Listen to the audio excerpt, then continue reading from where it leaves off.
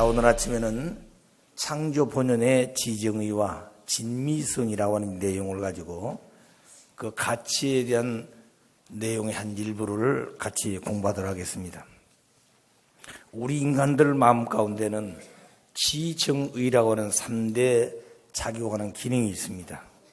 누구에 의해서 이런 말씀이 세상에 정리되어 나오는지는 모르지만 우리 인간 마음속에 지정의라고 하는 것이 어디서 온 것인가? 그 내용은 바로 창조하신 하나님의 마음에서 왔다고 우리는 알고 있습니다. 그래서 하나님의 마음 가운데 성상이 있는데 그 성상 가운데 내적 성상에 해당된 내용입니다. 그래서 그 하나님의 마음을 닮아서 지어놓은 우리 인간의 마음에도 하나님의 지정의라고 하는 그 내용이 우리 마음속에 그대로 감응되어 나타나 있습니다. 그리고 우리 인간은 그 마음만 있는 것이 아니라 실체의 몸을 통해서 그 마음의 모든 전체의 내용을 행동으로 나타내게 되죠. 그래서 그 행동을 통해 나타난 것이 진미선인데 그 진미선을 우리는 가치라고 표현을 하고 있습니다. 이 아래 내용을 다시 한번 그 내용을 설명해 본다면 인간의 마음은 지정의의 3대 기능을 발휘한다. 인간의 육신은 그 마음 곧 지정의의 감흥체로서 그의 행동은 진미선의 가치를 추구하는 것으로 나타난다. 하나님은 인간의 마음의 주체이시기 때문에 지정의의 주체이시기도 하다. 따라서 인간은 창조 본연의 가치, 실현욕에 의해 마음으로 하나님의 지정의에 감응하고 몸으로 이것을 행동함으로써 비로소 그 행동은 창조 본연의 진미선의 가치를 나타나게 된다. 자, 이렇게 되어진 것은 꼭 이대로 암기해야 되는 건 참 좋겠지만 이 말씀을 이해를 먼저 해야 됩니다. 그래서 이 앞에 있는 이 그림을 보면서 이렇게 되어진 것이구나 하면서 아래에 있는 내용을 보면서 정의를 하면 참 좋겠습니다. 다음은 사랑과 미, 선과 악, 의와 불의 이런 내용도 가치에 대한 내용을 우리에게 가르쳐주고 있는 분야입니다. 사랑과 미, 사랑은 무엇이고 미는 뭔가? 모든 것은 하나님 한 분으로부터 창조가 되었습니다. 그 창조는 당신을 닮아서 당신이 기뻐할 수 있는 대상으로 지었고 그 동기는 심정이 동기가 되었다 그랬습니다. 이미 말씀드린 대로 그 심정에 의해서 나타난 사랑을 참사랑이라고 그러고 따라서 그 참사랑을 실천했을 때 인격이 형성되게 된다 그랬습니다. 참사랑은 하나님을 중심한 사랑입니다. 하나님을 떠난 사랑은 참사랑이 아닙니다. 그것을 오늘날 세상은 잘 모르고 있었지만 밝히신 말씀에 의하면 거짓된 사랑으로 우리는 정의를 하고 있습니다. 따라서 하나님 중심한 사랑과 미는 어떤 것일까? 하나님 안에서 분립되어 나오는 주체 대상이 하나님의 창조 이상을 두고 상대 기준 조성해서 수수정하게 되면 합성체가 되게 됩니다. 따라서 주체가 대상에게 주는 정적인 힘을 사랑이라 그러고 그 창조 목적을 이루기 위해서 대상이 주체에게 돌리는 정적인 힘을 미라고 합니다. 여기 보게 되면 제일 아래 노란 글씨로 지어진 것이 바로 이 말씀에 대한 핵심이 되겠습니다. 따라서 주체가 대상에게 하나님의 창조 목적을 이루기 위해서 주는 정적인 힘을 사랑이라고 할 때 사랑의 종류는 3가지가 있습니다. 그게 부모의 사랑, 부부의 사랑, 자녀의 사랑이 되겠습니다. 이 자녀는 형적으로 볼 때는 형제의 사랑이도 됩니다. 다시 말하면 남자끼리 형제지만 남자와 여자 사이는 자매라고 볼 수 있죠. 그래서 형제, 자매 사랑도 이 자녀 사랑 속에 내포되어 있습니다. 그 다음에 이 사랑을 받고 대상은 주체에게 돌려주는 정적인 힘이 있는데 그 힘을 미라고 그랬습니다. 그래서 미의 종류는 충효열이라고 우리가 표현합니다. 충이라고 하는 것은 이미 우리가 말씀드렸듯이 인간이 태어나서 그 부모를 향해서 부모의 사랑을 받고 자녀로서의 성장하게 됩니다. 그래서 어릴 때 그들 마음속에 중심이 되는 것이 누구냐면 부모가 되는 것이죠. 그 이유는 자녀는 부모의 사랑에서 생겼고 부모의 사랑에서 자랐고 부모의 사랑에 의해서 태어났습니다. 그렇기 때문에 그들이 태어나서 성장해 가는 그 과정은 반드시 중심이 세워져야 되죠. 그 중심은 다른 데 있는 것이 아니라 바로 부모가 된다 그랬습니다. 그래서 마음의 중심이 부모인데 그 부모를 확실히 알고 그 부모의 뜻이 그 자녀의 뜻이고 부모가 추구하는 이상이 바로 자녀가 살고 추구해야 될 이상이 된 것입니다. 곡자는 자녀가 추구하는 것이고 부모가 추구하고 따라와야 된다. 그건 비슷한 말 같지만 전혀 근본적으로 다르다고 생각되어집니다. 언제나 부모의 이상이 자녀의 이상이 돼야 됩니다. 부모의 뜻이 자녀의 뜻이 돼야 되죠. 부모가 소망하는 것이 있으면 그 소망은 그 자녀가 이루어야 될 소망이 되는 것입니다. 그런 마음을 가지고 사는 길은 절대적인 길이에요. 그 길은 변경이 될 수가 없습니다. 왜냐하면 부모와 자녀의 관계는 천지의 근본법도라 했기 때문에 그렇습니다. 그래서 천지가 변하더라도 부모와 자녀는 변경할 수도 없고 변하지도 않는 것입니다. 그래서 내 마음의 중심이 누구냐 물었을 때 바로 부모가 된다. 만일 에덴 동산에서 아담 여하가 하나님의 주신 말씀과 더불어 모든 주변에 있는 천사까지도 그 뜻을 이룰 수 있도록 하나님 입장에서 아담을 도왔더라 한다면 아담의 마음의 중심은 바로 창조주 하나님이 되었을 것입니다. 그렇게 된다면 아담이와는 하나님의 심정을 느끼게 되고 그 하나님의 심정의 뿌리에 나오는 참 사랑을 하나님과 함께 느끼고 또 동행하면서 깨닫게 되었을 것입니다. 그래서 이 충이라고 하는 것은 아버님께서 말씀하시기를 하나님을 정복한 것이다. 이렇게 표현을 해준 바 있습니다. 우리가 생각할 때는 자 어떻게 해서 하나님을 정복한 충일까? 이 충 자체가 모든 전체의 부모의 중심이 하나님이었기 때문에 그렇습니다. 그 하나님은 인류의 참된 부모이시죠. 그래서 참된 부모를 정복하는 가장 귀한 마음이 내 마음의 중심이 부모가 된다고 하는 것이죠.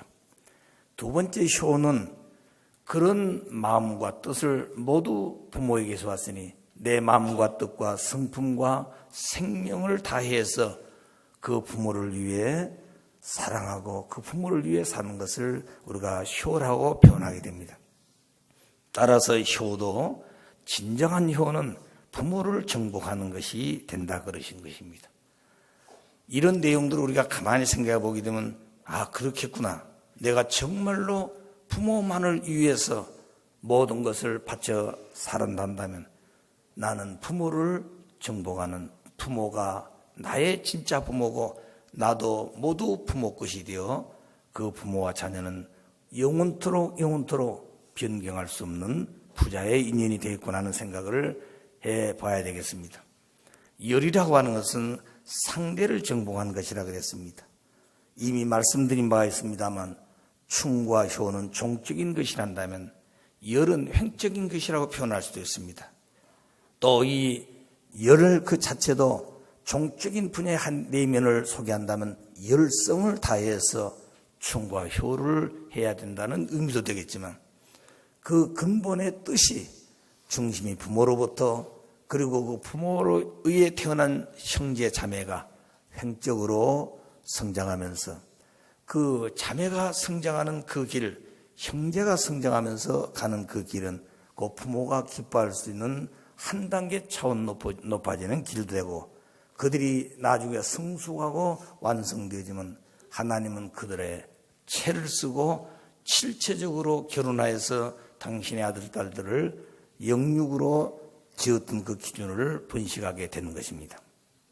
그래서 하나님은 영원한 인류의 참 부모로서의 실체적 모든 고난을 가지고 치료하게 되고 인간들은 그분을 모시고 영계 육계를 마음껏 드나들면서 하나님과 똑같이 역사하고 사는 그 본연의 세계는 막힘이 없고 그 본연의 세계는 고통과 슬픔이 없는 그런 영원한 사랑과 미를 주고받는 행복한 세계가 되겠습니다. 그래서 만일 한 가정에 남자만 있고 한 가정에 여자만을 태어났다.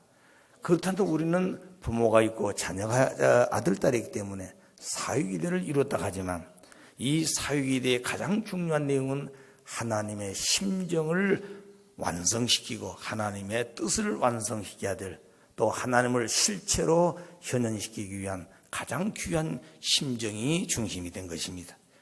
그렇기 때문에 아들이 3명이라 할지라도 그 아들을 통해서 부모가 느끼는 심정의 내용, 기쁨의 내용, 사랑하는 내용이 아들, 딸을 똑같이 가지고 대하는 것하고 좀 다르다고 보는 것입니다.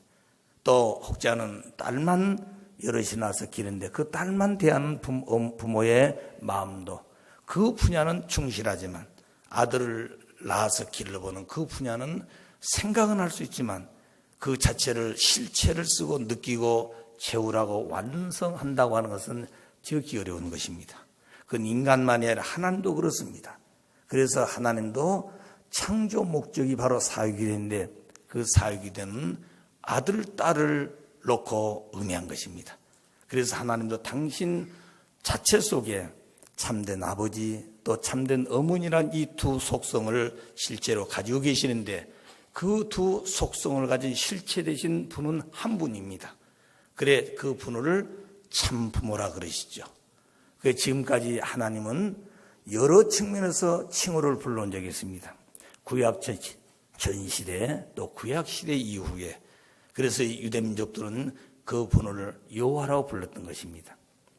그러면 예수님 오셔서 부르셨던 하나님은 아버지라고 불렀습니다. 그리고 인간을 대표해서 실제로 신 예수님은 나는 독생자다 그랬습니다. 그렇기 때문에 그 말은 예수님 한 분만을 두고 의미한 것이 아니라 하나님과 창조하시던 우리 인간에 대한 부자의 관계를 확실하게 규정해주고 설명했던 것입니다.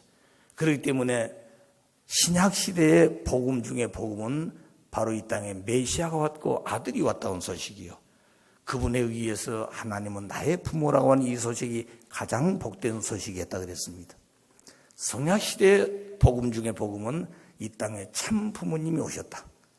참 부모가 오셨다는 말은 무슨 의미를 가지고 있는 거니? 하나님이 참 부모다 그런 얘기입니다. 그래서 참 부모가 오셨다는 말은 하나님이 그저 막연하게 아버지가 아니라 그분도 참 부모이신데 아들이 왔기 때문에 아버지라고 불렀지만 참 부모의 본체를 닮아왔기 때문에 하나님은 인류의 참 부모다. 그래서 이 땅에 오신 한 분은 참 부모의 뜻 속에서 참 부모를 닮아 참 부모의 이상을 실현하기 위해서 오셨지만 그분은 실제로 아버지로 오셨습니다. 그래서 아버지가 아버지다운 자리에 참 아버지로 나가기 위해서는 참된 어머니가 있어야 되는 것이죠. 그래서 그 참 어머니를 하나님 예비하시고 준비해 오신 그 어머님을 택하셔서 아버지 어머니가 본연의 하나님이 원하시던 참 아버지 참 어머니의 자리로 나아가게 된 것입니다. 그래서 그 자리에 오시게 되면 비로소 창조하시던 그 본연의 이상을 참 부모를 통해서 이루시게 되는 것이죠. 그래서 어제도 말씀했습니다만 참 부모님이 어떤 분인가? 그분은 하나님의 뜻을 완성시킨과 동시에 하나님의 95%의 책임 분담을 완성시켜서 하나님의 이상이 지상천상에 완성되게 하시는 바로 그분이 죄를 쓰고 오신 참 부모님이시다. 그럼과 동시에 하나님의 성전이 되어지고 하나님이 실제 죄를 쓰시고 당신의 창조하시던 본연의 참된 정자와 난자의 씨를 통해서 영원토록 하나님의 아들, 딸을 번식하게 하는 인류의 참된 조상이 되는 것입니다. 그렇기 때문에 하나님은 95%의 책임 분담을 우리 인간은 5%의 책임 분담을 한다고 배웠습니다만 하나님의 95%의 책임 분담을 다 하더라도 인간이 완성되지 않습니다. 다시 말해 인간 5%가 완성되지 않습니다. 그렇기 때문에 하나님의 뜻도 완성이 안 되는 것이죠. 곧 그 말은 하나님에 의해서 뜻이 완성되고 하나님에 의해서 인간이 완성된 것은 그런 면에서 볼 때 아니구나 하는 것도 생각해 볼 수 있지만 그 근본은 하나님의 동기가 되어져서 하나님의 뜻을 붙들고 그 하나님의 뜻 때문에 인간이 책임 분담을 다 해야 된다 하는 것을 다시 한번 느껴야 되는 것입니다. 그렇기 때문에 책임 분담을 완성하게 되면 인간 책임 분담을 완성하게 되면 하나님의 책임 분담도 완성된다. 그렇기 때문에 자녀가 완성되면 부모가 완성된다. 그 얘기입니다. 그래서 이미 말씀드린 대로 부모라고 하는 분에 의해서 자식은 태어나고 또 그 자식이 있으므로 부모는 가장 귀하고 성스러운 부모의 자리에 나아갈 수 있다. 그래 부모 없이 자식이 생기지 않고 자식이 없이는 가장 귀하고 중요한 그 부모의 자리에 나아갈 수가 없습니다. 그렇기 때문에 80이 되고 90이 되었더라도 두 부부가 아들, 딸이 없으면 그분들은 노부부입니다. 그들은 부모가 되지를 못한 것이죠. 그들은 할아버지, 할머니가 실제로 되지를 못합니다. 물론 여러 측면에서 생각은 할 수 있고 양자, 양녀를 데려서 그런 자리에 나가지만 가장 중요한 것은 그들을 양자, 양녀로 데리고 오더라도 그 마음속에 하나님의 심정을 완전히 느끼고 체험할 수 있도록 남의 자녀를 데려와서 키운다가 아니라 내 자식이다 이거죠. 내가 낳아서 기른 자녀보다도 더 귀하게 기르면 되는 것입니다. 그 자녀를 통해서 뭐 하자고 하는 것이냐? 하나님의 심정을 완성하고 하나님이 자녀를 지어서 소망하던 그 뜻을 내가 느끼고 체험할 수 있는 실제 대상으로 주었기 때문에 그렇습니다. 아버님 말씀에 그 자녀를 키울 때는 그 네 자녀라고 생각지 말아라. 그 하나님의 자녀를 내가 양육하고 있는 것이 부모라고 하는 자리인 것입니다. 그리고 그들이 잘 커서 일생을 살다가 죽을 때는 내 육신의 아들, 딸로 돌아가는 것이 아니라 하나님의 아들, 딸로 영계에 돌아가게 된 것입니다. 그렇기 때문에 영계가 모두 하나님의 아들, 딸로 되어 있어요. 그래서 천주 대가족을 형성하고 그것이 바로 원 패밀리 언더 가십니다. 한 분의 하나님 아래 인류는 형제자매가 되고 그 형제자매가 머물러 사는 그 기대가 가정이란 기대인 것입니다. 자, 그래서 그런 모든 과정을 거쳐가는 내용이 바로 하나님이 지으시는 이상이 들어있고 그 내용을 실체로 이루어서 하나님이 지으신 뜻도 완성시키게 하는 것이 바로 땅 위에 있는 인간이다. 그래서 남자가 하지 못했던 거 여자가 하지 못했던 남자가 서로 할 수가 없습니다.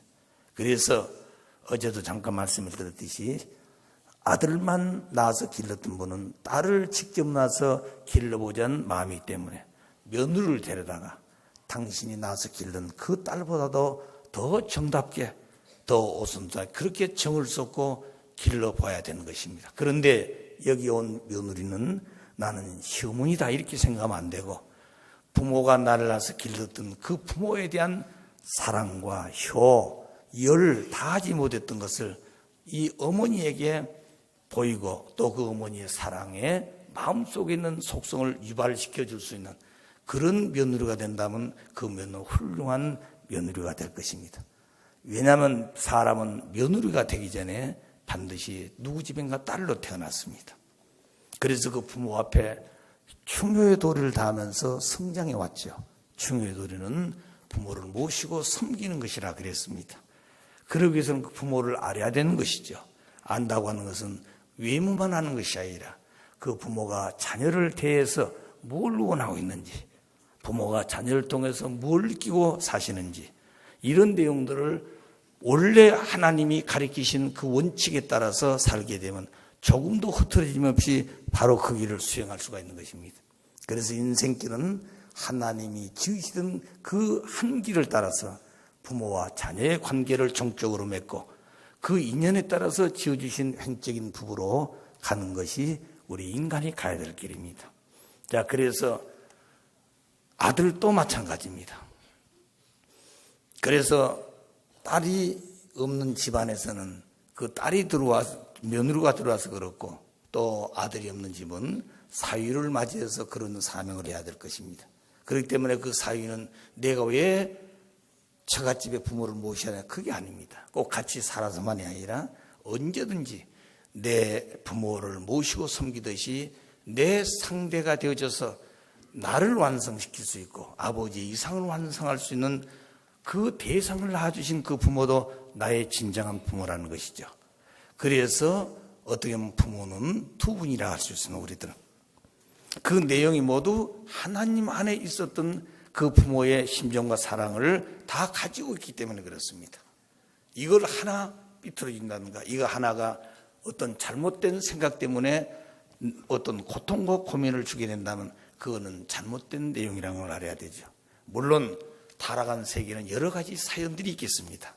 그런 것 때문에 본연의 하늘이 추구하는 그 원리적 길, 그 원리적 생활을 외면하면 안 된다는 것이죠. 그리고 언제나 우리는 생각할 때 하나님께서 지으시던 그 원리 원칙을 먼저 생각하고 거기에 내가 어떻게 살고 있는지를, 내 마음을 어떻게 움직이고 있는지를, 나와 관계 맺고 있는 사람들이 어떻게 대해야 되는 것인지 그렇게 생각해야 발전이 되는 것이지 그건 다 잊어버리고 우선 되어진 것만 가지고 너는 내 원수고 너는 내 마음을 모르는구나 이렇게 하면 안 된다는 것이죠.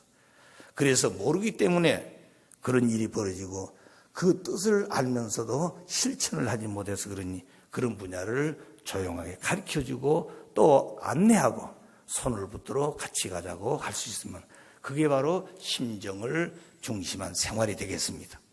그래서 그런 모든 내용이 바로 아름답게 보이는 것이죠. 그 아름답게 보이지는 그 마음은 바로 사랑에서부터 오는 것입니다. 어떤 지식이나 명예나 권력에 의해서 그런 마음이 아름답게 표출된 것이 아니라 그 사랑에 의해서 되는 것이죠. 사랑은 대상을 사랑하는 것입니다. 주고 잊어버리는 것이죠. 투입하고 잊어버리는 것입니다. 그것이 어느 한계만 있는 것이 아니라 영원에서 영원토록 주면서 투입하고 또 더 주고 싶고 그 마음이 바로 참사랑입니다. 그렇게 끊임없이 주어도 더 주고 싶어서 안타까워할 수 있는 그 마음의 본질이 뭐냐? 그게 심정이라는 것이죠.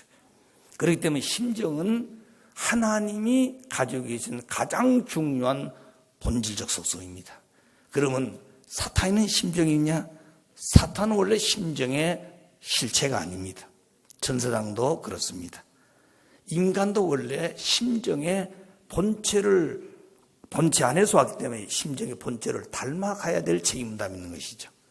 그럼 그 천사장이 아담을 타락시켰다. 그럼 타락한 이후에 인간들도 사랑은 있습니다. 부모의 사랑도 있고 부부의 사랑도 있고 형제의 사랑도 있고 자녀의 사랑 다 있습니다. 그건 하나님 원리에 추구했던 그 가치의 내용을 흉내내고 있기 때문에 그렇습니다. 그럼 그런 내용들을 어떻게 실현시킬 것인가? 그것은 언제든지 그 심정에 뿌리를 두고 있다고 하는 사실을 알아야 돼요. 그러므로 타락한 세계도 사랑은 있지만 그 사랑은 거짓된 사랑인 것입니다. 자, 그리고 어떤 분은 왜 나는 진실로 사랑하는데 왜 그걸 거짓된 사랑이라고 그러냐 이렇게 항의하고 또 싸우려고 하는 사람도 있겠죠. 그러나 진정한 참된 사랑은 하나님의 심정에서 나온다. 그래서 이미 말씀드린 대로 심정은 하나님의 본질적 속성이고 하나님의 참 사랑의 뿌리가 되겠다. 그래서 그 뿌리에 인연되어 싹과 같이 나오는 이 사랑은 끊임없이 발전하게 되는 것이죠. 그래서 그 심정에 인연이 끊어지게 되면 그때부터 그 사람은 참된 사랑이 없습니다. 그러므로 그는 죽은 자예요. 그래서 죽었다고 하는 것은 하나님과 심정적 관계가 끊어졌다고 말입니다. 아담이가 선악과를 따먹고 몇 년간 살았습니까? 930년간 아들 딸 낳고 살았어요. 그럼 따먹으면 정령 죽으라고 그러는데 육신은 죽지 않고 살았습니다. 뭐가 죽었단 말이냐? 부모 되신 하나님의 심정과 인연이 끊어 있다는 것이죠. 그 심정이 창조의 동기고 거기서부터 인간이 가야 될 목적이 나오게 되는데 그 길이 끊어졌다 이거죠. 그 맥이 끊어지면 그는 이미 생명을 잃어버린 그런 존재가 된 것입니다. 그렇기 때문에 타락한 세계는 심정이라고 하는 그 내용은 원래 본성이 추구했던 내용이 남아있지만 하나를 추구하는 그런 근본적인 내용은 인간들은 잘 모르고 있는 것입니다. 그렇기 때문에 우리가 심정 그러면 바로 원리라는 사람도 하나님의 심정이다 이렇게 생각하지만 우리 속에는 그 내용이 두 가지로 생각하기 때문에 하나님같이 그런 깊은 심정의 내용을 가지고 끊임없이 지치지 않도록 할 수 있는 그런 사랑의 뿌리가 되어 있지 못하다는 것을 아셔야 됩니다. 그렇기 때문에 원리의 본체를 바로 알게 되면 하나님의 마음을 온전히 담고 하나님의 몸을 통해서 역사하고 운행하시고 창조하시던 그 아버지의 그 법도대로 돌아가게 된 것이죠. 그걸 위해서 우리는 이 본처럼 공부를 한다고 하겠습니다. 왜냐하면 아버지의 아들, 딸이 되도록 지었는데 타락으로 안 되기 때문에 다시 아들, 딸 자로 돌아가서 아들, 딸 통해서 하나님의 추구했던 참된 부부, 그 참된 부부를 통해서 하나님이 해를 쓰시고 실체적으로 현현하고 싶었다. 이런 가치관을 확실히 알기 위해서 우리가 원리 본체론을 공부하는 것입니다. 이제 우리 원리 강론에서는 그 하나님을 이성성상의 하나님이라고 표현하고 있었죠. 그래서 마지막 결론은 본성상과 본형성의 중화적 통일체로 계시며 본양성과 본음성의 이성성상의 중화적 통일체로 계시되 격의로 볼 때는 남성격 주체다. 그래서 아버지라고 부른다 그랬습니다. 여기까지는 우리가 설명을 통해서 잘 공부해 왔습니다. 그런데 이제 본체론에서는 그 하나님이 마음과 몸으로 계신다. 그저 성상형상이라는 그런 어떤 철학적인 개념 속에서 계신 아버지라보다는 그 성상이 바로 우리 인간의 마음이 되듯이 하나님도 본체로서의 마음을 가지고 계신다. 그러면 하나님 마음은 어떤 것이었을까? 또 하나님도 몸이 있었다 이거죠. 다만 보이지 않는 한 형상의 본체로 계시지만 마음과 몸을 가지고 계십니다. 그런데 마음 몸만 가지신 분이 아니라 그분은 참된 아버지, 참된 어머니라고 하는 그 두 속성을 가지고 계시는데 참아버지, 참어머니의 그 속성의 가장 귀한 본질은 절대성 생식기였던 것이다. 그래서 하나님도 절대성 참 사랑의 씨를 가졌습니다. 그게 정자입니다. 참된 어머니는 참 어머니의 절대성 난자를 가졌는데 그 난자는 참 생명의 몸입니다. 그래서 정자는 참 사랑의 씨요, 난자는 그 씨를 받아서 길러야 될 참 생명의 몸이 된 것입니다. 바로 그 본체가 하나님이시다. 그래서 그분을 닮아서 사람을 짓고 남자의 죄를 지었다는 그 말이 이제 성서적으로 되어진 내용이 이제 본체를 통해서 완성된 것이죠. 그래서 그 내용만이 아니라 그 하나님 마음 가운데 가장 중요한 본질적 속성이 무엇이었을까? 그게 무슨 돈이나 명예나 권세나 그런 어떤 내용이 하나님 마음의 본질이었을까? 하나님은 그런 것을 원치 않는다는 것이죠. 그런 건 다 만들 수가 있습니다. 그러나 가장 중요한 것은 하나님의 본질적 속성이 심정이었다고 하는 것. 그 심정은 대상을 절대적으로 필요합니다. 왜? 사랑하고 기뻐하고자 하는 억제할 수 없는 정의 충동심이기 때문에. 그래서 그 심정성에는 지칠 수가 없습니다. 심정성에는 어려움이 있다고 해서 어렵다, 이제 쉬어야 되겠구나, 이제 그만두자, 이런 개념이 없습니다. 왜? 그 자체가 바로 하지 않으면 안 되는 본질이기 때문에 그런 것이죠. 그것은 주고 싶어서 견딜 수 없고 사랑하고 싶어서 견딜 수 없고 유의하고 싶어서 견딜 수 없는 그런 속성이라는 것이죠. 모든 인간들이 그 하나님의 마음을 닮아서 우리 마음이 몽땅 그런 속성으로 가득 찼다고 한다면 오늘들도 아버지 같은 사람이 되었을 겁니다. 하나님은 그 사람을 찾아올 것입니다. 하나님은 인간이 그런 사람이 되기를 원했습니다. 그런 사람들이 지구상 70억이 산다 해도 그거는 오직 한 분이 사는 것 같은 삶을 살게 될 것입니다. 그 세계는 평화, 그 세계는 통일된 세계입니다. 그 세계에 어찌 국경선이 있겠습니까? 거기에 무기를 만들고 어찌 서로 총불을 대고 그 고귀한 하나님의 실체를 죽이려고 하겠습니까? 한쪽은 먹을 것이 많아서 갖다가 버리기도 하고 한쪽은 먹을 게 없어 죽어가는 그런 현상을 보고 어찌 외면할 수가 있겠습니까? 그렇기 때문에 하나님이 주시는 창조의 모든 내용은 어느 한 나라에만 다 있는 것이 아니라 이 지구상의 고루고루 땅 속에 다 원자재가 있습니다. 어떤 나라는 그런 것이 풍부하지만 기술 능력이 없어서 그걸 개발 못해서 후진국이 된 데도 있고, 어떤 나라는 그런 내용이 충실하지 못하자면 그 인간의 두뇌가 발달해가지고, 그리고 무기를 만들어서 강력한 힘을 가지고 빼앗아오기도 하고, 그리고 점령도 하고, 이렇게 했던 것이 지난날 역사의 과정을 우리가 알게 되었습니다. 자, 그러므로 여기서 말한 사랑과 미도 하나님이 창조하시던 그 본연의 모습으로서의 가치를 가지고 살게 되고, 그 가치가 표현되었을 때 사랑과 미가 된다 하는 내용을 말씀을 드립니다. 그 다음에 또 하나는 선과 악. 원래 본연의 세계는 악이라는 것이 없는 것이죠. 그러나 이 타락한 세계에서의 선이 무엇인가 하는 것을 규정하기 위해서 이렇게 표현했지 않나 생각되어집니다. 왜냐하면 타락한 세계는 또 이 두 내용을 가지고 옳다 그러다, 참이다 거짓이다, 이렇게 규정하기 때문에 이런 표현을 쓰시지 않나 생각되어집니다. 그래서 원래 하나님 안에는 선밖에 없지요. 그 선 자체는 주고 싶어서 견딜 수 없는 것입니다. 그것이 심정이요 참 사랑이죠. 그 결과로 나오는 것이 선이다, 이렇게 표현할 수가 있습니다. 그렇기 때문에 그 선 자체로 계신 한 분의 하나님은 뭘 대상으로 필요할까? 왜 선이 있는데 그 선에 대한 상대적 개념을 세울 수가 없을까? 그래서 오늘 세상은 선이 있기 때문에 악이 있지 않느냐, 악이 있기 때문에 선이라는 것을 우리가 빨리 인식하지 않을까? 그래서 선과 악도 상대적 개념이다, 이렇게 생각한 사람도 있습니다. 그러나 선과 악은 상대적 개념이 아니고 상극적 개념입니다. 왜냐하면 선과 악은 한 점에서 시작이 돼. 동기가 다르고 목적이 다르고 방향이 다릅니다. 선은 동쪽으로 간다면 그 한 점에 출발한 악은 서쪽으로 가는 것이죠. 동기 자체가 다르고 목적이 다르고 방향이 다릅니다. 시간이 갈수록 그것은 점점점 벌어지는 것이죠.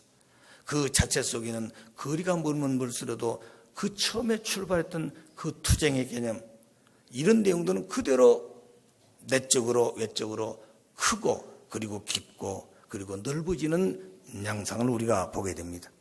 그래서 하나님을 중심한 당신의 이상을 표현하는 것이 선이란다면 그 당신 안에 나오는 주체도 선의 본체를 닮은 실체고 대상도 선의 본체를 닮으신 실제 대상이 되는 것입니다. 이들이 다시 하나님 본체 속에 있는 만유원력에 의해서 상대적인 조성에 주고받으면 합성체가 되는 것이죠. 따라서 여기에 나타나는 결과가 바로 선인 것입니다. 그리고 사탄 중심에서 주체와 대상이 다시 주고받아서 합성일자면 그게 바로 악이라고 이렇게 표현했습니다. 그 내용을 그 아래 기록해 놓은 것을 한번 읽어보십시다. 주체와 대상이 사랑과 미를 잘 주고받아 합성일체화함으로 말미암아 하나님의 제3대상이 되어 사위기들을 조성함으로써 하나님의 창조 목적을 성취하는 행위나 그 행위의 결과를 선이라고 하고, 사탄을 중심하고 사위기들을 조성함으로써 사탄의 목적을 성취하는 행위나 그 행위의 결과를 악이라고 그런다. 쉽게 말하면 하나님의 창조 목적을 위해서 그 목적을 성취하기 위한 행위나 그 행위의 결과를 선이라고 그러고, 사탄이 요구하고 있는 그 목적을 성취하기 위해서 행동한 것이나 그 행위한 결과가 악이다. 사람은 똑같은 사람인데 그가 어떤 목적을 추구했느냐, 그것이 사탄이 추구하고 있는 목적을 그것을 이루기 위해서 행위나 행위의 결과가 나타났느냐, 아니면 하나님이 바라시는 그 선에 대한 목적을 하고 그걸 이루기 위한 행동과 행위의 결과를 선이라고 그런다. 그렇기 때문에 지금까지는 내가 실질적으로 행동해서 나타나는 것을 보고 선이 낙이다 이렇게 생각될 수 있지만, 보다 더 깊게 생각해 본다면 이미 행동은 표출되지 않았지만 내 마음속에서 하나님의 뜻과 연결되어 있거나 아니면 하나님 뜻에 배치되는 그런 마음이 동기가 벌써 되어 작용한다면 벌써 그런 마음속에 죄를 짓고 있는 것입니다. 그래서 그게 바로 선과 악을 하나님과 사탄이 요구하는 목적을 이루는데 그 마음속에서 시작된 행위나 행위의 결과, 그러나 그 행위라고 하는 그 내용은 이미 마음에서부터 결정되어 출발한 것이죠. 예수님 때 보게 되면 유대 민족들은 율법에 의해서 음란한 자는 현장에서 돌로 쳐 죽였습니다. 그런데 예수님의 말씀은 그렇게 말씀하지 않았어요. 음란한 여인을 유대 지도자들이 데려와서 예수 앞에 이 여인은 이러이러한 죄를 지었으니 이 여인을 어떻게 할 거하여 하고 예수님에 대한 뭐라고 그럴까요? 어떤 잘못된 내용이 있다면 그걸 잡아서 십자가의 길로 내몰기 위한 그런 조건을 잡기 위해서 그들이 왔습니다. 예수님도 그 조건에 잡히지 않죠. 그래서 성경에 보게 되면 땅에 앉아서 뭔가 썼다 그랬습니다. 그리고 하는 말이 여기 서 있는 자 중에 누구든지 죄 없는 자는 돌을 들어 여인을 쳐라 그랬습니다. 그래 가만히 보니까 그 여인을 돌로 치라고 하는 것은 율법을 지키는 말이고 그 여인을 돌로 치는 때는 누구든지 죄 없는 자가 돌을 들어 쳐라. 그럼 다 보면 자기를 또 죄인들이에요. 그래 다 도망갔다 그랬습니다. 그래 눈을 떠서 보니 여인 혼자 남아있어. 그래서 너를 정죄한 자들이 다 갔으니 나도 너를 정죄하지 않겠노라. 이제부터 가서 범죄하지 말고 올바르게 살아 그랬습니다. 그런데 그 말은 무슨 말인가니 유대 지도자들은 현장에 잘못된 여인을 정죄하기 위한 실체를 봤지만 예수님은 그 마음속에서부터 그 내용을 읽어보신 것이죠. 자, 그래서 오늘 우리는 선과 악이라는 자체가 나타난 행위만이 아니라 벌써 그 행위가 나타날 때는 마음속에서 그 뜻이 이루어져 나타나게 되어 있다는 것을 기억하셔야 됩니다. 그래서 마음이 중요하다는 것이죠. 그래서 그 마음의 본질적 속성이 무엇일까? 선도 있고 악도 있다. 그건 잘못된 것입니다. 하나님이 지을 때는 그런 상충된 내용을 가진 두 요소가 한 존재 속에 내재하지 않게 되어 있습니다. 타락해서 그렇게 된 것이죠. 그래서 본연의 창조주신 한 분의 부모의 마음속으로 가보면 그 마음은 심정이 본질이었다 하는 얘기입니다. 그 심정 자체가 참 사랑의 뿌리다.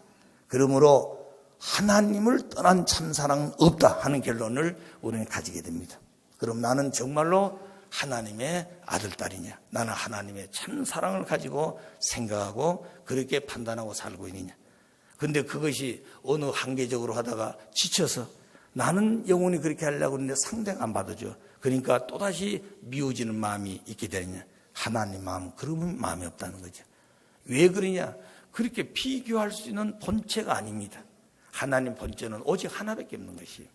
그건 타락한 세계는 두 내용을 우리는 보고 또 비교할 수 있는 내용을 가지고 있지 않습니까?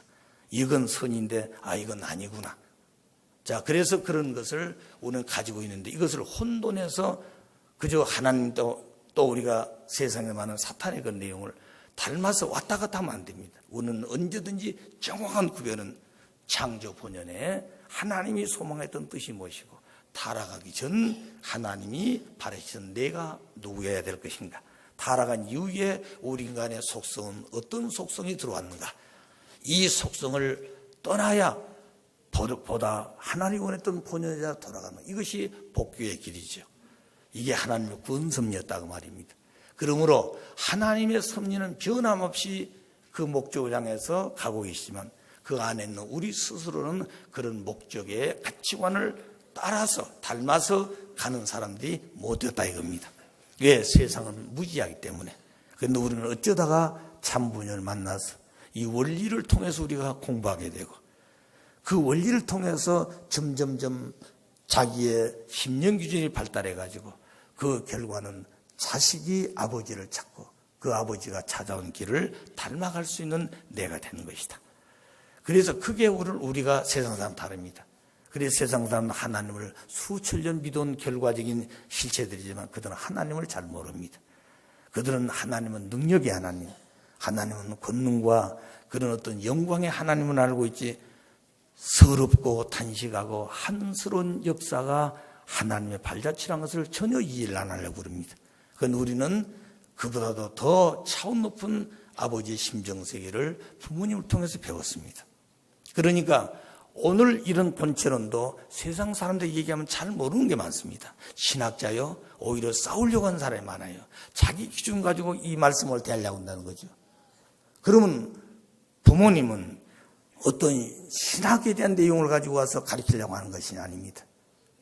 하나님의 본질적인 그 본체 안에서 실체를 쓰고 오신 원리의 본체 되신 분이기 때문에 그분이 찾아 발견해 우리에게 주신 말씀이 원리 원본이었습니다. 그래서 그 원리 원본 속에는 천주가 다 들어있습니다. 원리 원본 속에는 창조주 하나님의 심정세까지 바로 관통해서 볼 수 있는 그런 말씀이 들어있습니다. 타락한 인간들은 모릅니다. 그 말씀을 해설해 주신 것이죠. 해설해 준 것도 잘 몰라서 수십 년 우리가 공부를 해야 됩니다. 거기서 많은 사람이 가르쳐서 강론도 세웠습니다. 그래서 오늘 세상 사람들보다도 우리는 상당히 수준 높은 하나님에 가까운 아들, 딸의 자리에 와 있습니다. 자, 그런데 그 자리에 와 있는 우리가 이제 아담과 거짓 부모가 되어 만드는 전체를 정리해야 되고, 이 정리를 누가 할 것이냐? 참 부모가 되지 못해서 타락하여 거짓 부모가 만드는 지상과 천상의 전체적인 내용들을 참 부모가 오셔서, 그러다가 참 부모가 내가 참 부모다 이렇게 못한다는 것이죠. 왜? 오늘날 이 되어진 세계는 타락한 세계인데 이것이 본연의 세계는 없었던 것이죠.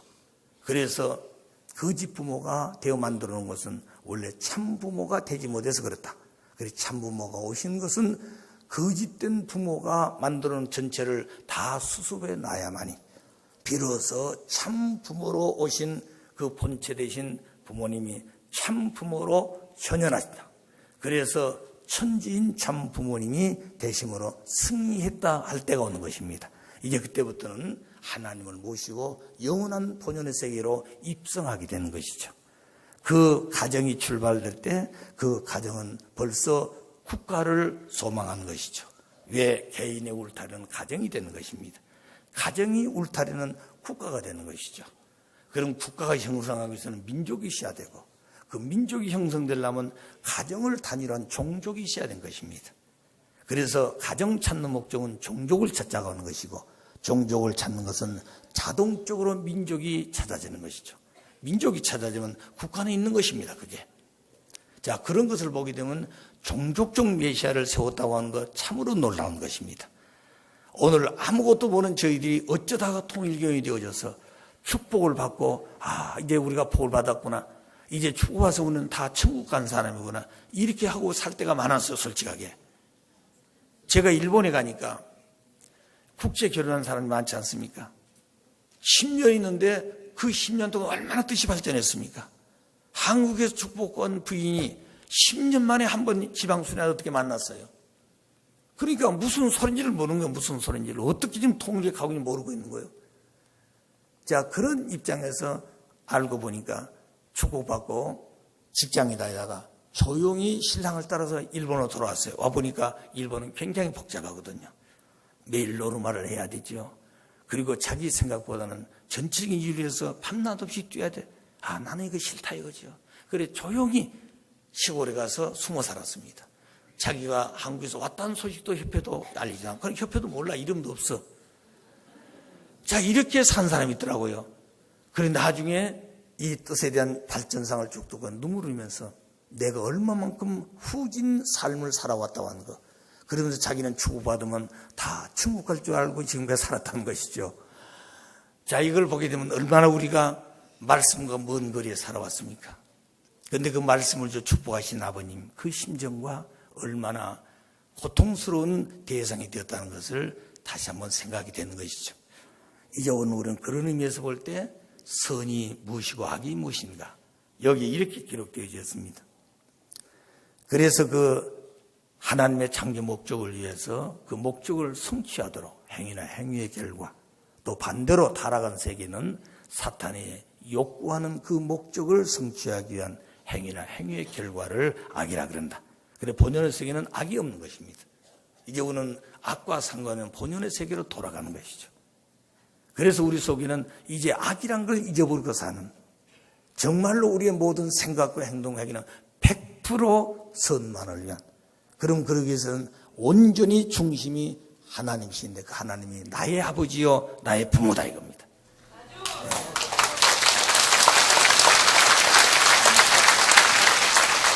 그렇기 때문에 그 하나님은 우리가 신앙적으로 부르는 아버지가 아니에요.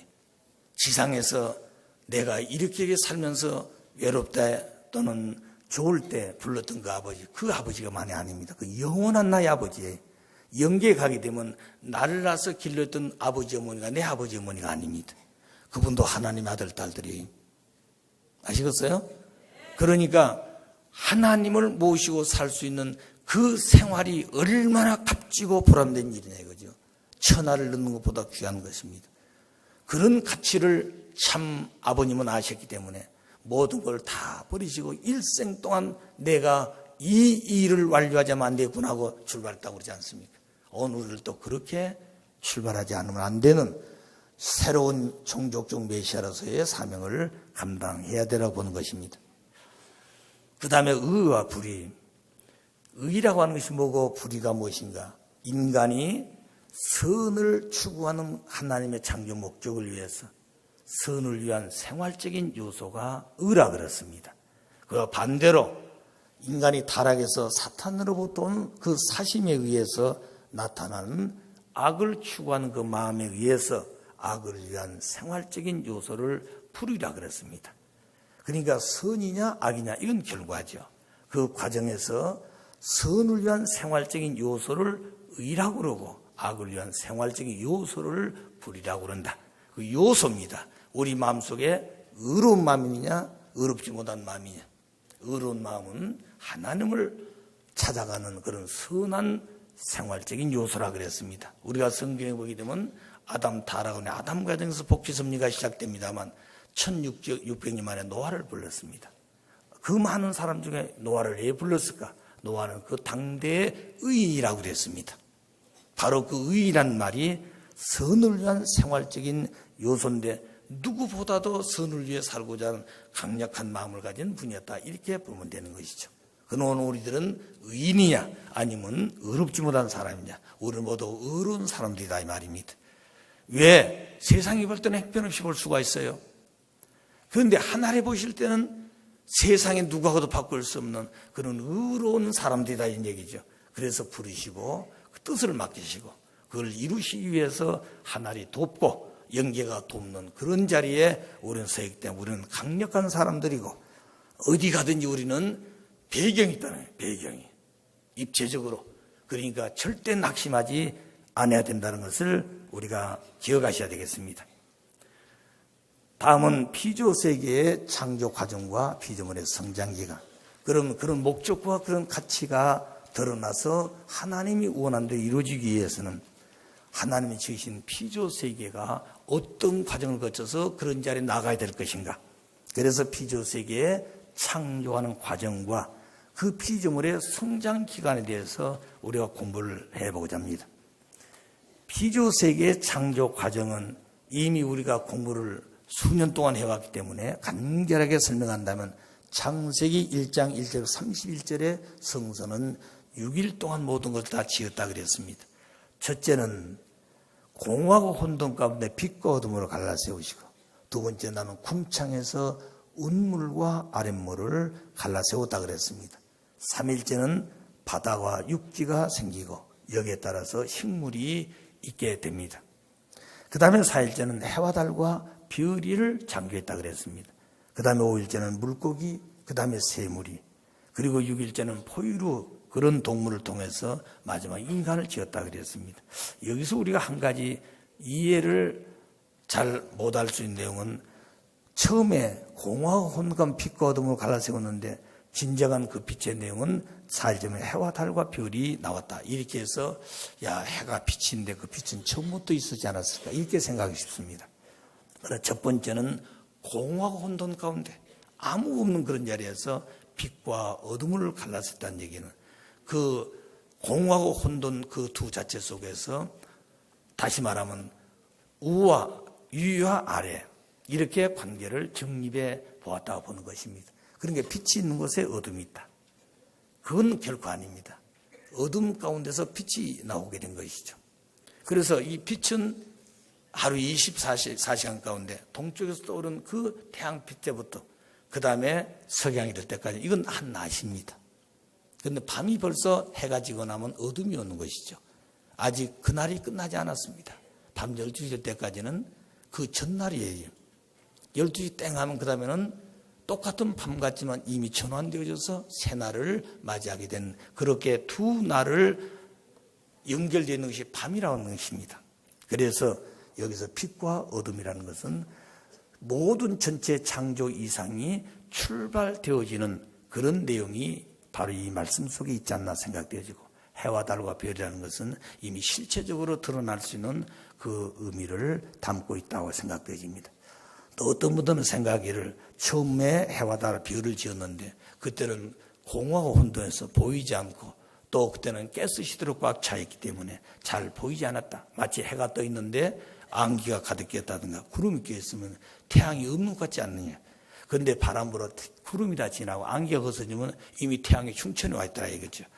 그런 의미에서 이미 처음부터 그렇게 지었는데 네 번째 그런 날이 나타난 거 아니냐. 또 이렇게 설명한 사람도 있습니다. 어쨌든 간에 성경의 창조의 과정은 6일이라고 하는 이 과정을 거쳐서 창조했다. 그 다음에 과학도 보게 되면은 제일 먼저 이 우주 생성 과정이 무수시대, 물이 없는 시대, 이것은 완전히 가스로 꽉 차 있는 그런 시대였습니다. 바로 그 자리에서 성서에 본 빛과 어둠을 갈라세웠다 하는 말도 바로 공허하고 혼돈 가운데 그 말이 바로 무수시대, 그런 가스로 가득 차 있는 그런 시대였다. 그 다음에 물이 있는 유수시대로 옵니다. 그 다음에 3일째는 융기와 침강에 의해서 솟아오른 것은 육지가 되고 가라앉은 부분은 바다가 되는 것이죠. 그래서 바다와 육지. 그 다음에 4일째는 식물이 있게 되고 5일째는 동물이, 6일째는 그 인간이 마지막 지어졌다. 그 다음에 역사적으로 보게 되면 첫 번째는 무수시대를 무생시대, 다시 말하면 생명이 없는 시대였습니다. 그 다음에 물이 생김으로 시생대, 그 다음에 원생대, 고생대, 충생대, 신생대, 신생대도 1기, 2기, 3기 이렇게 역사는 구분해 왔습니다. 그래서 이건 성서적으로 보나 과학적으로 보나 어떤 이 우주의 생성 과정의 역사적 과정으로 보더라도 전부 다 6단계로 표현되어 있습니다. 따라서 성서에서 기록되어진 6일이라고 하는 것은 우리가 지금 생각한 하루에 24시간을 하루라고 보는 그런 개념이 아니다고 하는 얘기입니다. 그래서 성서에서 말하는 6일은 창조 기간을 의미하는 것이고 그 창조 기간은 6단계로 표현되어 나타났다는 것을 가리키고 있는 것입니다. 그래서 베드로후서 3장 8절에 보게 되면 성경에서 말하는 하루란 개념하고 우리 인간들이 쓰고 있는 하루라는 개념이 다릅니다. 여기 보게 되면 주님의 날은 하루가 천년 같고 천년이 하루 같다 그랬습니다. 우리 인간들은 하루를 24시간을 보죠. 그렇기 때문에 여기서 말하는 하루라는 것은 천년만 아니라 수억만 년이 걸릴 수도 모르는 것입니다. 자, 이런 걸 볼 때 오늘 이 원리에서 가리키는 이 내용은 성서가 밝히며 있던 애매한 내용도 과학이 밝히며 있던 근본 내용도 모두 상충된 내용으로 되어진 내용이 아니라 하나의 그 목적을 놓고 지었던 하나님의 이상이 점점점 가까워 한 목적으로 가고 있는 단계에 오고 있다. 자, 그렇게 우리가 생각해 보면서 피지어세계의 창조 과정은 6단계로 되어 있다. 그 6일이라는 것을 하루를 그렇게 표현했던 것입니다. 자, 그러면 피조물의 성장 기간, 그 피조물은 반드시 성장한 기간이 있었다. 그 성장에 있는 증거는 뭔가? 하나님의 창조 과정으로 봐서 하나님의 창조는 6일 동안 지었다고 그랬습니다. 그 성장 과정에부터 6일 걸릴 필요가 없습니다. 옛날 우리 이솜 얘기처럼 뚝딱병 해가지고 야, 뭐 나와라 뚝딱. 자, 0.01초가 되더라도 시작했으면 나오는 과정이 있는 것이죠. 이렇게 해서 그냥 하루에 후닥닥 그냥 후닥닥 뭐 그냥 만드는 게 아닙니다.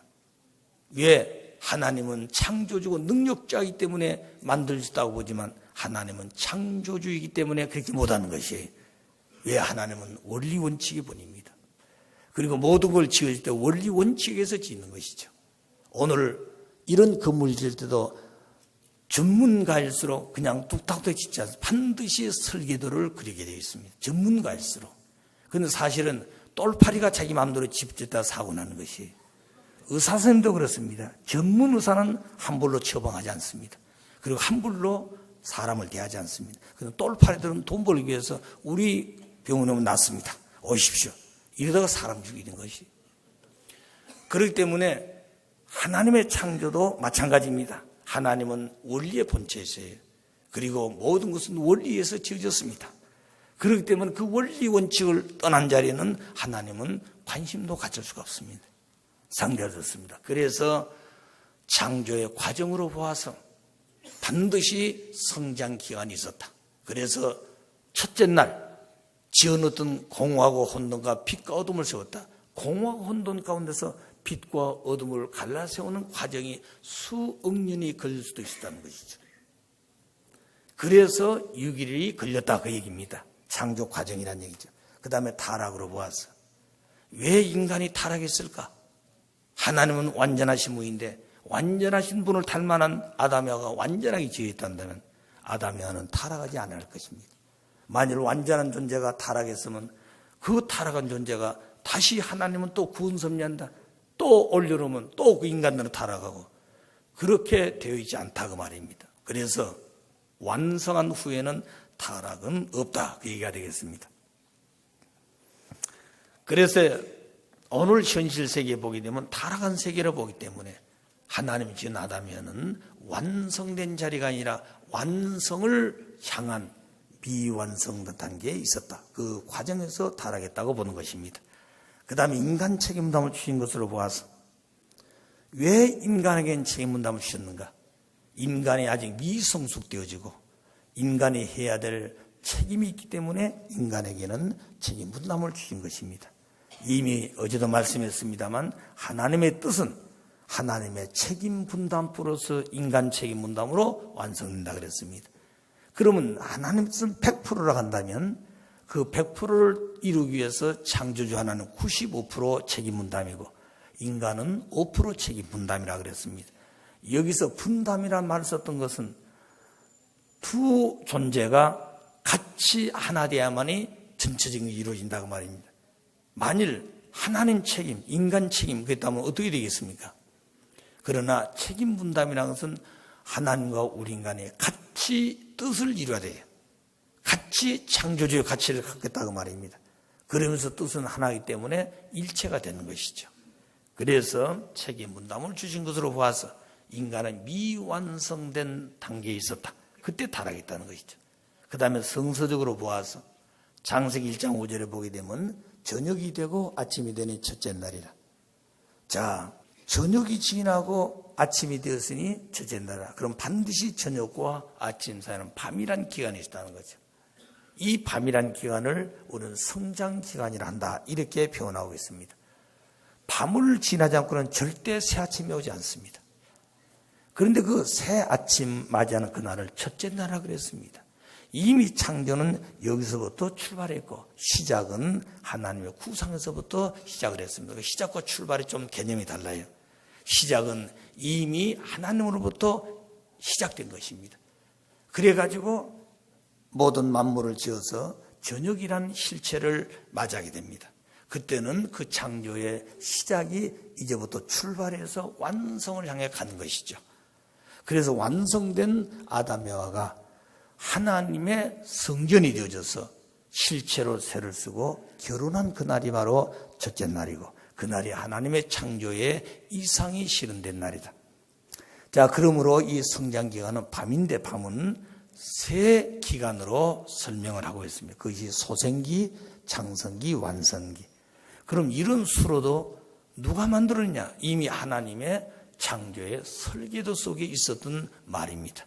그렇기 때문에 이것은 원리 본체 안에서 실제로 오신 원리 본체 되신 참 부모님이기 때문에 부모님이 밝힌 원리 원본 속에 있는 이런 수로는 이미 하나님의 설계도 속에 있었던 것이에요. 그래서 그 말씀 속에서 찾아오는 것이 소생기, 장성기, 완성이다. 그럼 이 단계가 4단계도 될 수 있고 바쁘면 2단계도 할 수 있는 어째 3단계냐. 그건 하나님 당신 속에서 나온 설계도가 그리고 있다는 그 이유는 하나님은 당신을 전개한 것이 창조의 내용입니다. 당신을 투입한 것이죠. 그러면 그렇게 보니까 하나님은 삼수의 근본으로 계신 분이에요. 그래 하나님은 삼수의 근본으로 있기 때문에 모든 존재물이 발전 단계는 3단계로 되어 있다. 그것이 정분합작용이라고 배웠죠. 그러면 그 모든 전체가 그런 작용을 통해서 완성의 길을 가는데 그 내적으로 보게 되면 기간이 소생기간, 장성기, 완성기간으로 표현하고 있는 것입니다. 그래서 우리가 한 가지 알아야 될 것은 이 성장기간은 하나님이 당신을 닮아서 창조한 모든 피조물이 미물로부터 인까지 모두 성장기간을 거쳐가서 완성한다는 말은 하나님도 그런 성장기간이 있었다 하는 얘기를 우리가 할 수가 있습니다. 하나님 당신 속에 그런 요소가 없다든가 하나님이 그런 길을 걸어보지 않았다면 그것이 설계도가 될 수가 없습니다. 이런 얘기 여러분 처음 듣죠? 자, 그런 내용을 가지고는 많이 앞으로 기도해 보십시오. 하나님이 한꺼번에 그냥 아버지가 되어버렸거든요. 어제도 제가 그런 얘기 많이 했죠. 하나님은 본성성과 본영성, 이성성의 중화적 통일체. 그게 바로 핵입니다. 그런데 거기에 본양성과 음성인데 그것은 속성이에요. 그 본성의 속성의 한 점에 들어 그 보이는 것은 한 점 핵인데 그 핵은 성상영상 양성성의 한 점 속에 들어있습니다. 그래서 그 자체는 보이는 것은 점으로 보이지만 그 핵은 실체라고 말씀을 주셨습니다. 실체. 그 실체가 반드시 중심이 있게 되고 그 중심은 뭘 가졌다고요? 축을 가졌기 때문에 그 축은 자라게 되어 있다는 거죠. 그래서 그 자라는 궁극적인 목적은 아버지가 됩니다. 아버지. 아버지의 자리고 보니까 거기는 면적이 없는 것이 면적이 없으니까 주고받을 수 있는 자리에서 했는데 기쁨이 없어. 그래서 창조가 시작되는데 아버지이기 때문에 누구를 선유했느냐? 어머니를 선유했다는 거죠. 그런 그 어머니는 어디서부터 시작되는 거 아니에요? 딸로부터 그리고 누이 동생으로부터 이렇게 소망을 두시고 어머니라는 개념을 세우게 된 것입니다. 그렇기 때문에 여자는 태어나게 되면 어때요? 영원토록 그 남편과 횡적 관계를 볼 때는 부부라고 인연이 있지만 그 근본의 본연자를 볼 때는 아담은 영원히 아버지를 대표한 거죠. 아버지가 딸을 창조했다고 말입니다. 아시겠어요? 무슨 말인지 이해가 되시나요? 예, 예, 아버지인데 아버지가 바라는 것은 여성을 선유하면서 창조 이상을 뒀다는 것이죠. 그런데 그 여성이 처음부터 어머니가 아닙니다. 왜 그럴까요? 아버지도 처음부터 아버지가 아니에요. 그 핵에서부터 그 두 요소를 가지고 축으로 성장하게 된 그 과정을 보니 결과는 아버지가 되었다는 것이죠. 아버지에 또 누가 있습니까? 누가 또 있어요? 없지요. 그렇기 때문에 모든 존재 속의 가장 근본의 자리는 참된 아버지가 되는 것, 참된 어머니가 되는 것이 그것이 인생의 최고의 소망 중의 소망입니다. 무슨 왕이 되고 대통령이고 다 그 안에 다 들어있어요. 그러지 않아요? 자, 그래서 여기서 소생기, 장성기, 완성기라고 하는 이 기간을 세우게 된 것이죠. 그래서 모든 하나님을 닮아 지어놓은 상징적이든 형상적이든 간에 그 상징적인 만물은 이 원칙을 따라서 성장 완성합니다. 하나님이 그런 원칙을 세우고 당신도 그런 길을 걸어왔기 때문에 당신을 닮아 지어놓은 모든 만물도 미물까지도 전부 다 이 원리적으로 세우는 성장기간을 거쳐야 된다. 그래서 그 만물은 원리의 자율성과 주관성에서 성장 완성합니다. 하나님이 이미 이 만물은 햇빛이 있고 물이 있고 공기가 있고 그 흙 속에는 씨가 싹을 터서 키울 수 있는 영양소 들어있습니다. 그런 모든 조건을 다 갖춘 터전 위에 오늘 만물을 지었기 때문에 만물은 하나에 세우신 그 원리의 자율성과 주관성에서 성장 완성합니다. 자율성이라는 것은 씨 속에 갖추고 있지만 보이는 것은 씨지만 그 속에는 모든 요소가 다 들어있습니다. 예를 들어 나팔꽃 적은 씨에서 싹이 나죠. 그건 자꾸 커갑니다. 커갈 때마다 이파른 가 생기면 거기에 또 뿌리가 나와서 나무 가지를 걸지요. 또 다음에 왜냐하면 반드시 비가 오고 태풍이 불게 되면 이 가지가 뒤넘어지면 죽게 되는 것이죠. 꺾어지기도 하고. 그래서 반드시 그걸 보호하기 위해서 이파리가 나올 때마다 단계 이렇게 되어 있습니다. 거기에 꽃이 피기도 하죠. 우리가 호박도 보면 그렇습니다. 우리가 어렸을 때 보게 되면 어머니가 야 아무개야 어디 가면 호박 꽃이 폈을 것이다. 해가 뜨기 전에 가서 그 호박 접붙여주고 오라는 얘기를 들어보셨죠. 근데 같은 영불 속에 호박이 달린 암꽃도 있고 호박에는 숫꽃도 있습니다. 꽃이. 그래서 그 숫꽃을 따서 껍질을 다 벗겨가지고 암꽃에가 딱 갖다 꼽아놓고 오게 되면 틀림없이 그 호박은 크게 되어 있습니다. 근데 그걸 발견 못해가지고 못해놓으면 조금 떨어져 버린 거예요. 그 호박은. 이게 얼마나 신기한 일이에요. 그러니까 같은 나무 속에서 암꽃도 있고 숫꽃도 있고 그렇다고 해서 그 호박나무가 그냥 수십 미터 커버린 거 아니. 그 자체 속에는 자율성이 있고 그 쉽게 말하면 씨에 대한 어떤 목적이 있다는 거죠. 자율성이 있고 거기는 주관성이 있습니다. 더 이상 자랄 수 없는 그런 어떤 원리가 그 속에 들어있다는 거죠. 예를 들면 똑같은 흙의 위에 거기다가 맨드라미도 심고 코스모스도 심고 해바라기도 심었습니다. 채송화 심었습니다. 똑같은 흙에 똑같은 영양분 위에 똑같은 날을 심었습니다. 그런데 싹나는 시간은 조금씩 다릅니다. 왜? 씨의 껍질에 따라서. 그래서 싹은 나올 때는 똑같습니다. 반드시 싹이 씨가 크든 죽든 간에 떡잎이 나오게 되어 있습니다. 그럼 그 떡잎 속에는 반드시 종대가 있게 되어 있어요. 그런데 해바라기는 크죠. 그렇다고 해서 해바라기가 나 더 크고 싶다. 그게 아닙니다. 씨 속에 이미 설계가 그렇게 되어 있어. 그렇다고 해바라기가 크니까 채송화도 나도 좀 컸으면 좋겠다. 절대 클 수가 없습니다. 왜? 설계가 어디 설계가. 그러니까 그 씨 속에는 그와 같은 설계가 있다고 하는데 자율성과 주관성이 있다는 것이죠. 그래서 만물은 그렇게 해서 성장 완성하죠. 인간은 다른 것입니다. 인간은 육신이 있고 내 속사람 영인체가 있습니다. 육신은 모든 만물과 같이 생리적 인간으로서의 원리와 자율성을 지키면서 육신은 가는 것이에요. 그런데 우리 인간의 속사람이 있는 인간 영인체가 있습니다. 그 영인체 완성을 위해 가는 우리 인간들은 인간 책임문담이 있다는 것이죠. 그 책임문담은 자기 인격을 창조하는 가장 중요한 책임입니다. 그래서 만물에게는 책임문답이라는 것이 없어요. 인간만 있습니다. 그렇다고 해서 만물이 걸어가는 원리의 자율성과 주관성, 인간도 가는 것이에요. 왜? 원리를 놓고 창조해 설계도가 그렇게 되어 있다는 거죠. 그래서 인간만 책임문담이 있습니다. 그러면 그 이유는 무엇일까? 인간 책임문담을 주는 것은 인격 창조를 위해 주었다 그랬습니다. 그럼 그래서 자기가 성장하면서 인격을 창조하는 것이죠. 그 이유가 뭐냐? 하나님은 만물과 인간을 창조했지만 인간의 인격을 창조해 줄 수가 없습니다. 하나님은 모든 만물도 짓고 인간도 창조해 줬지만 인간 스스로 가장 인간답게 살아야 할 인격 창조를 하나님 못 해줍니다. 그러니까 하나님도 해줄 수 없는 인격을 자기 자신의 책임 분담으로 자기 인격을 자기가 창조하는 것이, 그렇기 때문에 인격 창조로 한 책임 분담을 주는 대단히 위대한 것입니다.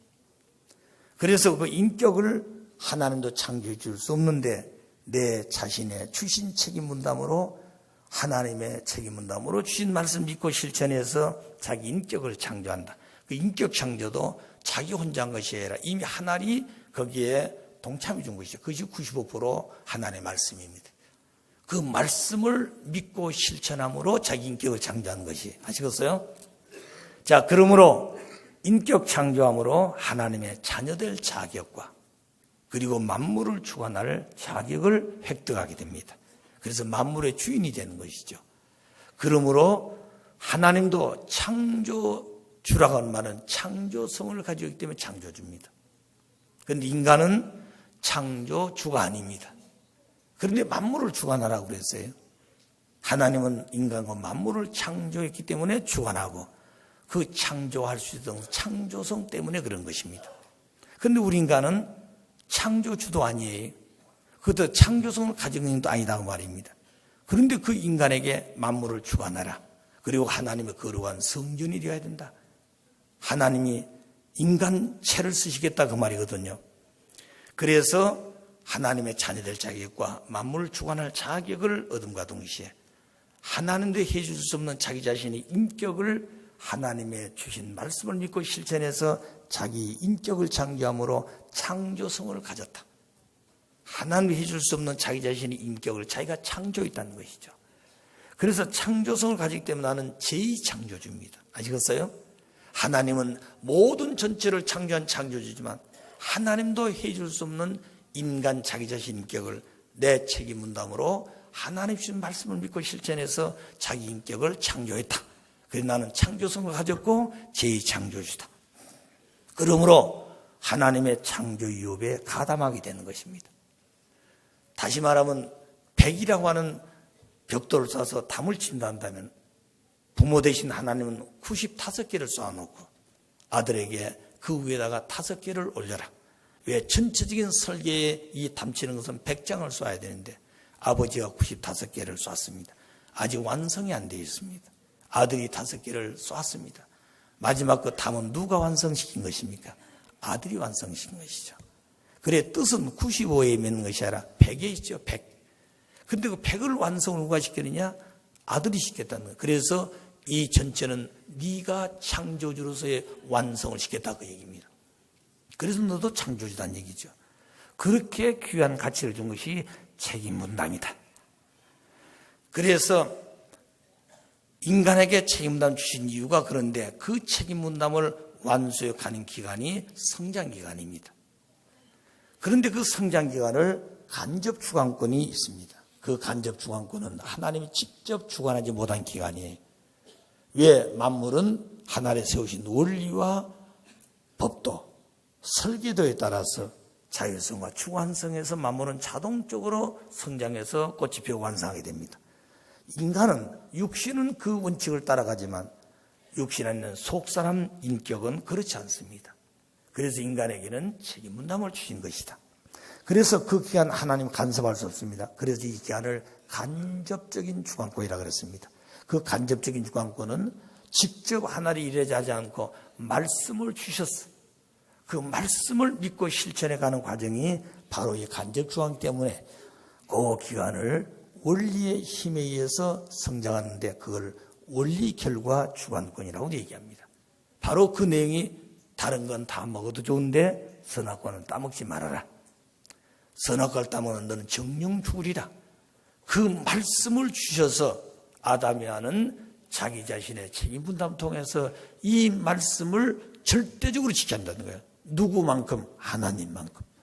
그래야 하나님은 95% 책임 분담으로 말씀을 주셨으면 인간은 5%의 책임 분담으로 그 말씀을 지켜서 말씀의 사람이 되는데 어떻게 보면 수리적으로 볼 때는 5%입니다만 하나님의 95인데 거기다가 뜻은 완성된 것을 소망하고 따먹으면 정령 죽으자 그랬는데 인간은 그 말씀을 이름으로 하나님이 95%라고 한 책임 분담 속에는 100이 들어있기 때문에 그래야 뜻이 100이니까 그래서 인간 자신은 수리적으로 볼 때는 5%지만 그건 100이라는 것을 아셔야 됩니다.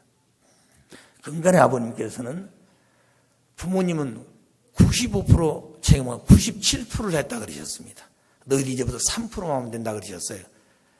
그런데 부모는 당신이 할 수 있는 범주까지 다 해주고 싶은데 그렇다 가지고 인간 자신의 책임 분담이 완성되냐 안 됩니다. 인격 완성이 안 되는 거예요. 그렇기 때문에 1%를 하더라도 인간이 해야 되는 것이죠. 그래 부모님은 하나님이 95% 했던 것보다 더 셋을 더해서 97%를 내가 했다. 둘을 더해서. 너는 이 3%만 하면 된다. 너무 쉽죠? 너무 쉬우니까 또 안 하려 할지도 모릅니다. 그거 쉬운 게 아니에요.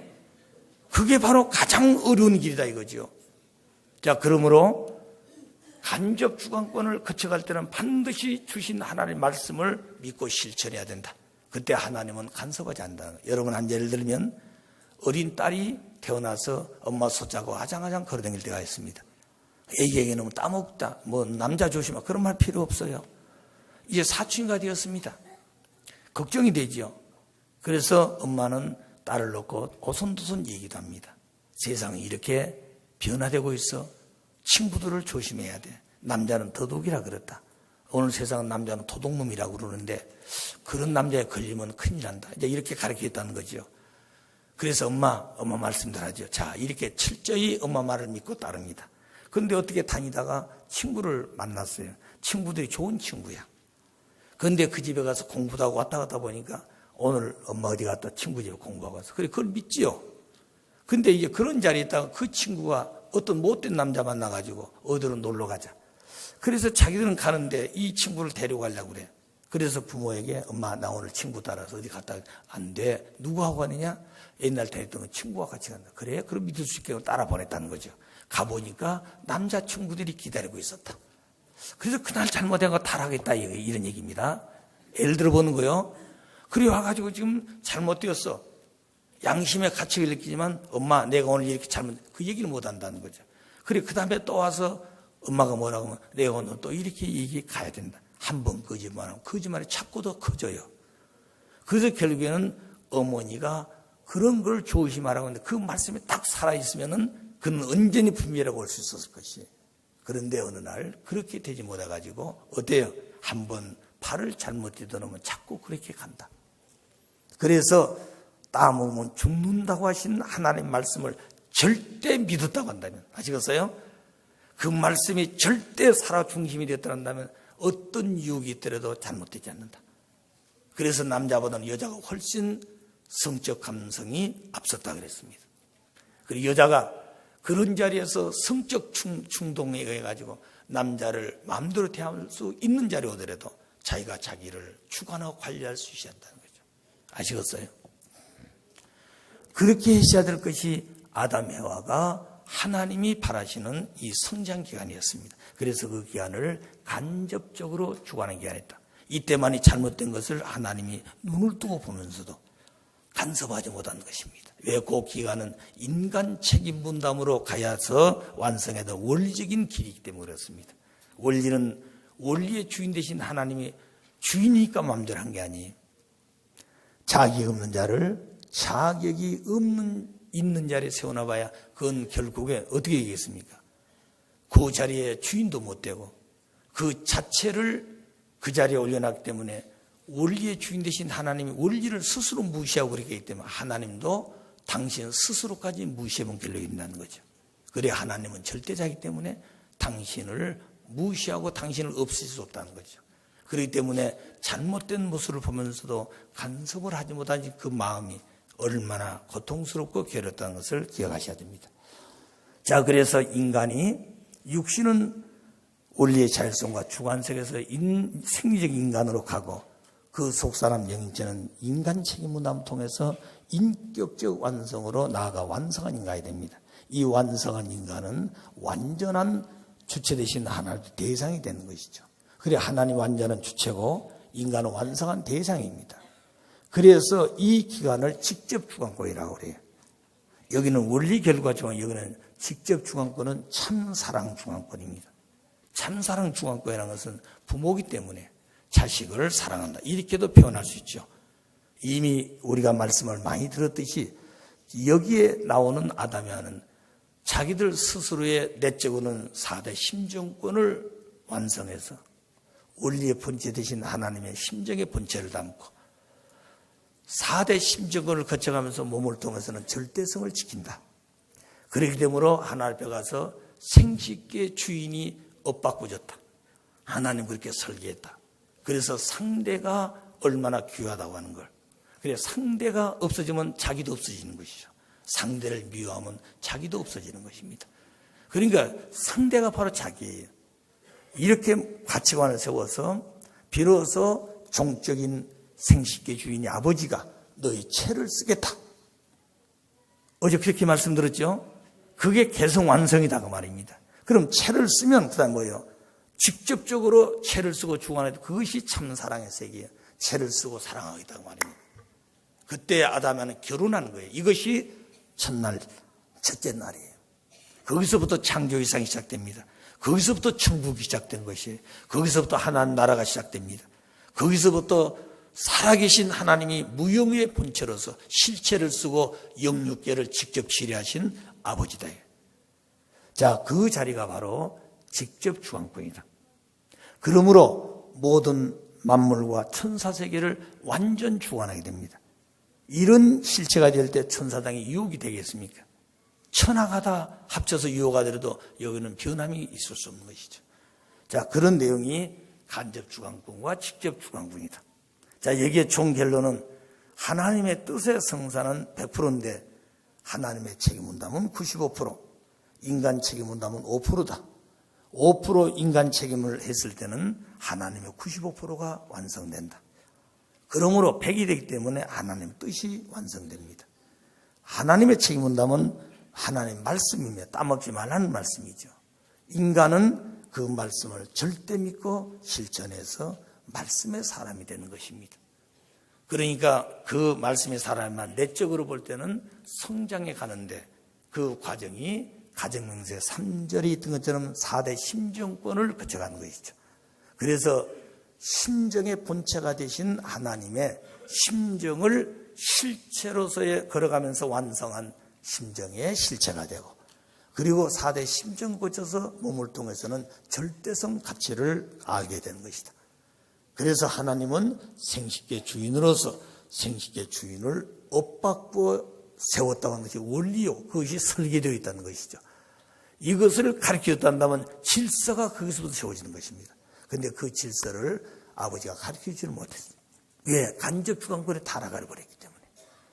그렇기 때문에 하나님이 죄를 쓰고 아담의 직접적인 주관자가 못 되었고, 그러므로 아담이 하는 타락으로 하나님을 완성시키지 못했다. 그 말은 하나님을 실체 부모로서 현현시키지를 못했다 얘기입니다. 하나님의 영원한 참사랑의 씨를 이 지상에 심지를 못했어. 그래 하나님 아들 딸이 나타나지 못했다는 얘기입니다. 자, 그러므로 인간 책임 분담이 얼마나 중요하다는 것을 깊이 느끼셔야 됩니다. 아시겠어요? 인간 책임 분담. 세상에 딴소리 한 소리 듣지 마십시오. 인간 책임 분담이 얼마나 중요한 걸 아셔야 돼요. 자, 그 다음에 여기 총 결론은 앞으로 시험을 치면 이런 문제를 꼭 한번 다뤄봐야 됩니다. 한번 잘 보십시오. 그러니까 이거 굉장히 긴 문장 같은데 이해하면 간단합니다. 지금 얘기했던 것을 여기다 아주 딱 논리적으로 써놨어요. 인간 책임 분담을 주신 이유, 이게 가장 큰 얘기예요. 가장 중요한 과제입니다. 이게 이것을 그냥 자기들 식으로 갖다 가면 안 돼요. 하나님은 인간을 창조하셨기 때문에 인간을 주관할 자격이 있습니다. 창조하셨기 때문에 인간도 하나님의 자녀되는 자격과 만물을 주관할 자격을 얻으려면 만물을 창조해야 한다. 그런데 인간은 만물을 창조할 능력이 없습니다. 창조도 할 수가 없었고, 고로 하나님은 인간이 만물을 창조하는 대신 인간 책임 분담으로 하나님도 해줄 수 없는 자기 자신의 인격을 창조함으로 하나님의 자녀되는 자격과 만물을 주관할 자격을 주시려는 것이다. 그건 하나님 볼 때는 주시는 것이고 인간이 볼 때는 그 자격을 획득한 것입니다. 자격증 받는 것이에요. 그러면 인격의 창조는 어떻게 이루어지는가? 하나님의 95%의 책임 분담으로 말씀을 주시면 인간의 5%의 책임 분담으로 인간의 자신이 하나님의 말씀을 믿고 실천하여 절대성 자아주관, 그 자기주관이죠 그게. 그러니까 그 성장기하는 그저 남자를 보면 여자들은 그냥 근질근질하고 뭔가 그냥 뭐 죽기를 살기로 뭐 따먹고 그저 주고 싶은 그런 생각이 충동될 때 있을 겁니다. 남자들도 마찬가지예요. 그렇기 때문에 그때 따먹지 말라는 주신 말씀을 책임다함으로 절대성 자아주관, 절대성을 지킬 수 있어요, 자기가. 그래서 그것이 바로 자기 주관입니다. 그래서 절대성 자아주관을 할 때 인격이 창조되어 완성되는 것이다. 따라서 인간은 자기 자신의 책임 분담으로 자신의 인격을 창조함으로써 창조성을 갖게 되어 제2창조주가 되므로 하나님의 창조 유업에 가담하여 창조 유업을 완성하게 된다. 이것이 하나님께서 인간에게 책임 분담을 주신 이유다. 그래서 절대성 이후에 책임 분담 해방권 완성이 이루어집니다. 여기 책임 분담이라는 것은 하나님의 책임 분담과 인간 책임 분담이 모두 완성되는 것은 절대성 위에서 이루어진다. 그 얘기입니다.